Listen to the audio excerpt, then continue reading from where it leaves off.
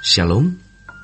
Kebenaran hari ini 19 Juli 2023 dengan tema Sengaja dan Sadar. Bapak Ibu Saudara yang dikasihi oleh Tuhan, sering tradisi gereja disamakan dengan kekuatan Alkitab. Padahal wajah kekristenan telah berubah. Sekarang kita datang kepada pemilik kebenaran, yaitu Bapa. Bapa yang memiliki logos, Bapa yang memiliki firman. Dan Yesuslah manusia pertama yang menjadi bait Allah. Yang karenanya dia berkata, "Rubuhkan bait Allah ini, aku bangunkan dalam 3 hari." Sudah saatnya Allah tidak mendiami gedung, tapi mendiami tubuh, dan Yesuslah manusia pertama yang didiami firman atau logos, atau hikmat Allah. Sehingga Yesus memperagakan kehidupan Bapanya. Itulah sebabnya dalam Alkitab di kitab Wahyu beberapa kali dikatakan Yesus saksi setia. Saksi siapa? Saksi Bapa. Yesuslah yang memancarkan kemuliaan Allah. Yang Paulus katakan, kita melihat kemuliaan Allah dalam wajah Yesus. Dan kita kembali ke Alkitab, bahwa kita juga harus menjadi tabernakel Allah, bait Allah. Supaya kita memancarkan wajah Bapa. Yesus berkata, seperti Bapa mengutus aku mengutus kamu. Seperti aku menjadi saksi setia Bapa, sekarang aku naik ke surga. Kamu yang masih tinggal di bumi, kamu menjadi saksi Bapa menggantikan aku. Pancarkan wajah Bapa. Itu baru satu dari kebenaran yang Tuhan akan singkapkan. Kita mewarisi liturgi dari bermacam-macam gereja yang berubah wajah di setiap masa. Kita mau kembali ke Alkitab.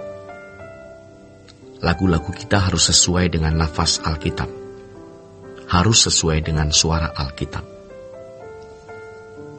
Kalau bagi umat perjanjian baru, harus merindukan kerajaan surga. Harus tidak betah lagi hidup di bumi. Kita membela pekerjaan Tuhan dengan darah dan nyawa kita. Kita memiliki beban. Kita berdoa agar kita punya hati seperti hatinya Tuhan Yesus. Kita mengekspresikan perasaan Bapa di surga. Makanya kita harus terus mencari wajah Tuhan. Terus menyediakan diri, duduk diam di kaki Tuhan. Saudara terkasih, kalau kita tidak mengosongkan diri, kecerdasan Allah tidak mengalir dalam diri kita. Karena kita merasa sudah cukup cerdas. Tuhan tidak mengambil kesadaran kita.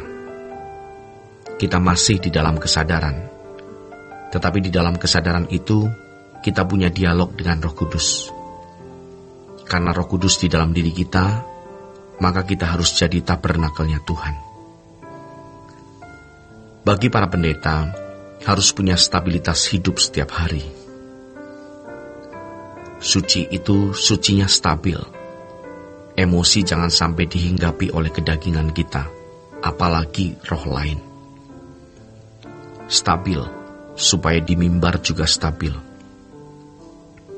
Roh Kudus yang pimpin kita. Ada perjumpaan kita dengan Roh Kudus. Jangan sombong. Tanpa kita sadari, kita diam-diam sombong. Apalagi kalau ada prestasi masa lalu yang cemerlang. Justru itu yang membuat Roh Kudus jadi padam. Dia tidak punya saluran. Maka kita harus banyak duduk diam di kaki Tuhan, supaya menyadari betapa besar hikmat Allah dan betapa tidak berartinya kita. Kita harus sadar bahwa kita ini bodoh. Kita mau belok kanan, belok kiri, iblis bisa tahu. Dia tahu jurus kita. Tetapi kalau Roh Kudus yang pimpin kita, iblis tidak bisa baca. Dia tidak bisa kalahkan kita. Makanya kita harus dikuasai Roh Kudus, supaya hikmat Allah mengalir. Tergantung seberapa kita dikuasai oleh firman, oleh logos, oleh Allah itu. Allah memberi kita kebebasan untuk mengelola dan mengarahkan hati kita. Apakah kita mencintai Tuhan atau tidak? Dan kalau kita mencintai Tuhan, seberapa besar bara cinta kita kepada Tuhan? Tergantung kita.